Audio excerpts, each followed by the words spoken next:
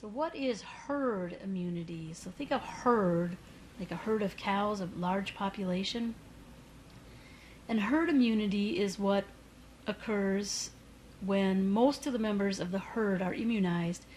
Then you can protect people who have not been immunized, and here's why. When a population where very few people have been immunized or no people have been immunized, when that population is exposed to an individual who is infected with a disease, some of the people in the population will be just happen to be genetically resistant to the disease, and others won't, and those are in pink. So the gray are resistant, the pink are non-resistant. And if this infected individual comes in contact with someone who's not resistant, so they're susceptible to the disease, the infection can spread rapidly from one susceptible person to the next.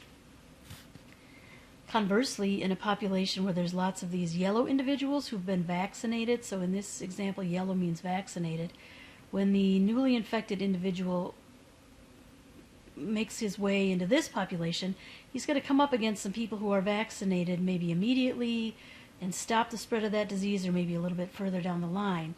But eventually, the spread of the disease will be stopped when more people have been immunized.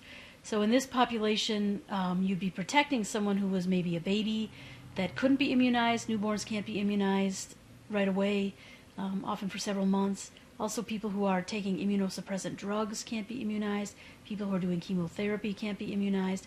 So if you say, well, I'm not going to get a flu shot because if I get sick, I get sick, it's only hurting myself. The reality is that you could be hurting someone who was infected by someone who was infected by someone who was infected by someone who was infected by you. And that person actually could die from the flu if they're really old and a weakened condition or a brand new baby. So herd immunity helps protect the vulnerable